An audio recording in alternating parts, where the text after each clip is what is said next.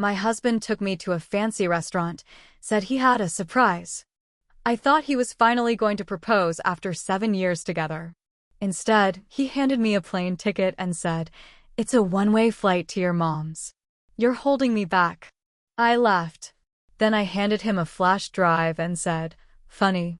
I was going to ask if you'd seen what's on this security camera footage from your office last Tuesday. We'd been together 7 years.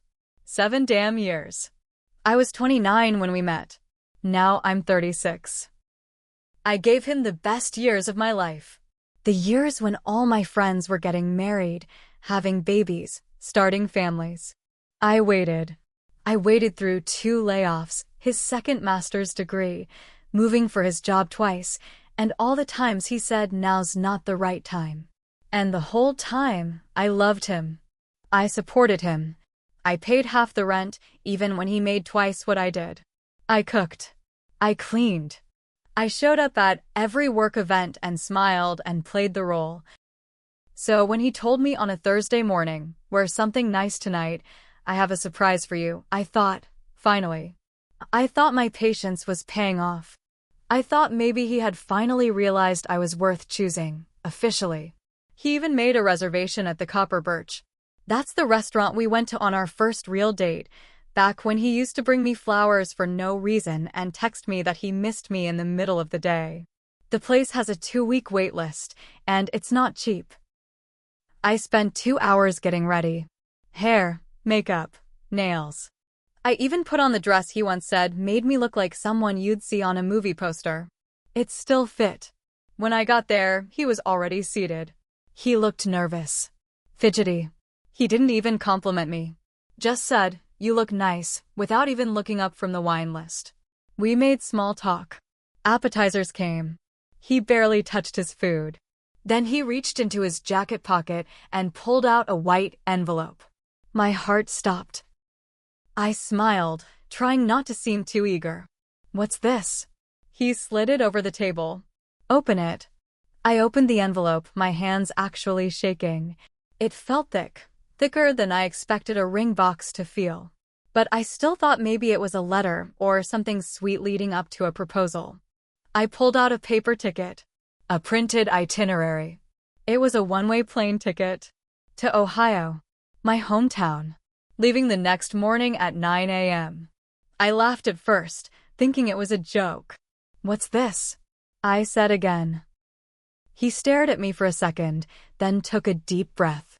"It's time for you to go home," he said. "To your mom's." I blinked. "What?" "You're holding me back." That's what he said. "You're holding me back." He said it like he'd been practicing it. Like it was a line from a movie.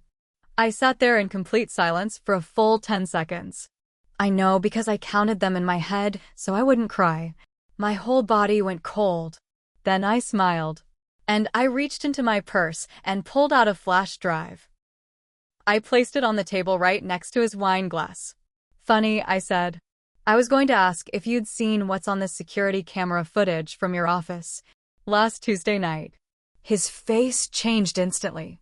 All the confidence, all the smugness, gone. Just like that. His mouth opened, but no words came out. He looked at the flash drive like it was a bomb. "What is this?" he said, his voice low. I leaned in. "It's you. And Jenna. On your desk. After hours. When you were supposed to be working late." He froze. I watched his brain scramble, trying to think of something to say. But he couldn't deny it, because I had the receipts too. Literally. And messages. And timestamps. You see, I found the flash drive 3 days ago in the drawer of the home office we both used. It wasn't labeled. But curiosity got the best of me. I plugged it into my laptop. First thing that popped up? Security footage. Not from our house. From his office. Turns out he didn't know how to delete old files from the cloud backup system. The files automatically synced to the drive. I found 48 hours of recorded footage from several days, including last Tuesday night, around 9:37 p.m., when he told me he was working late because of a client deadline. I watched him lock the door behind Jenna. I watched her climb on top of him. I watched it all. in high def, with audio. And I didn't cry. Not once. I just watched. I took notes. I took screenshots. I printed things. He looked like he was about to be sick. He whispered, "Can we talk about this at home?" I stood up. I wasn't crying. I wasn't even mad anymore. "No, Mark. I think we're done talking." I took my coat, picked up the flash drive, and left the restaurant. He followed me to the parking lot, begging me to wait, to come back. He even said, "We can fix this." I turned around and said, "You tried to ship me off like I was an inconvenience. You don't get to fix this."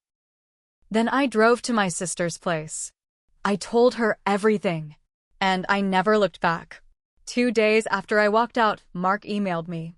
Not a call, not a text, a cold, formal email with the subject line, "Follow up."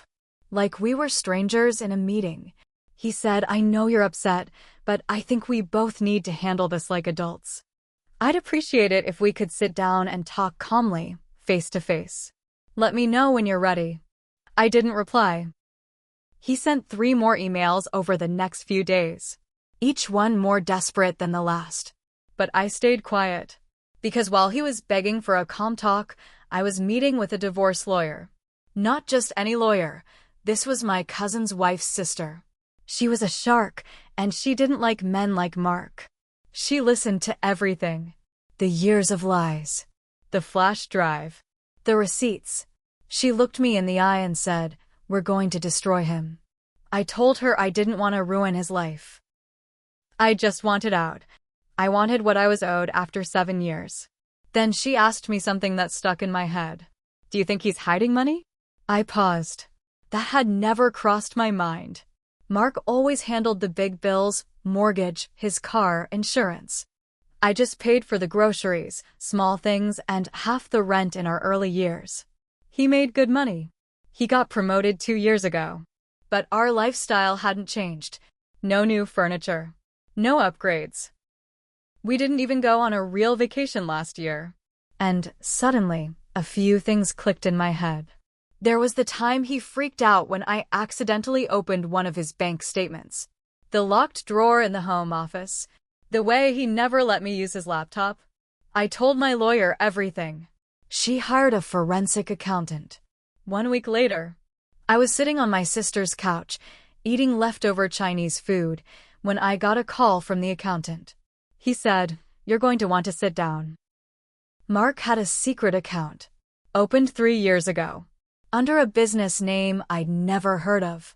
He had been transferring money slowly from his paycheck. Small amounts, just under the radar. But over 3 years, it added up. Over $140,000. All hidden. He also had a second credit card I didn't know about. On it? Hotel bookings, plane tickets, jewelry. All in Jenna's name. He was planning to leave me for her. But he wanted to make sure I left quietly first. That's what the ticket was for. To send me away. Back to Ohio. To my mom's. To start fresh. He thought if he broke up with me in a public place, I wouldn't make a scene. He thought I'd just go quietly like I always did. He had no idea I'd already found the flash drive. He had no idea I had been documenting everything since then.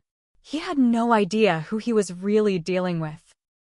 So after the forensic accountant found the hidden account and the second credit card, my lawyer said we had more than enough to file for divorce with a full asset investigation. But I wanted more than just a clean split. I wanted answers. I couldn't stop thinking about Jenna. It wasn't just the cheating that bothered me now. It was the pattern. The way she started showing up more after Mark's promotion. The way he started working late more often. The way he got jumpy when I asked about his projects. Something about it didn't add up. And then I remembered something. 6 months ago, Mark asked me to help him scan some documents. It was one of the few times he asked for help with work stuff. I remembered one paper in particular. It was a vendor agreement with a weird company name. Mason Consulting Group. It looked fake. It had no website, no address. I asked about it, and he brushed it off. I told my lawyer. She asked the accountant to look into Mason Consulting. Guess what? It didn't exist. It was a shell company. A fake business. And guess whose name was on the business filing as co-owner? Jenna. She and Mark had been siphoning money from his real company through fake invoices sent to this made-up consulting group. Payments that looked like vendor costs, but they were going straight into their joint secret account. They weren't just planning to start a life together. They were embezzling. And worse? My name was on one of the shared tax filings from a year ago, because Mark had filed jointly without telling me about the extra income. That meant if this got caught by the IRS before we got the divorce sorted, I could be legally on the hook. I saw red. I told my lawyer I wanted to confront him. She advised against it. But I needed to look him in the face. I needed to see if he'd lie to me again. So I arranged to meet him. Neutral ground. A coffee shop downtown, mid-morning, public but quiet. He walked in like nothing was wrong. Slicked back hair, stupid leather messenger bag slung across his shoulder. He smiled like we were old friends. I didn't smile back. He sat down. I'm glad you agreed to this. I've missed you. I stared at him. You stole $140,000, I said. From your company. Through a fake consulting business. He froze. I watched the blood drain from his face. Then I added, you put my name on a tax form that ties me to your fraud. And you thought a plane ticket would make me disappear. He opened his mouth, but nothing came out. I leaned in. You're not just a cheater. You're a criminal. And your little girlfriend? She's going down with you. He finally spoke.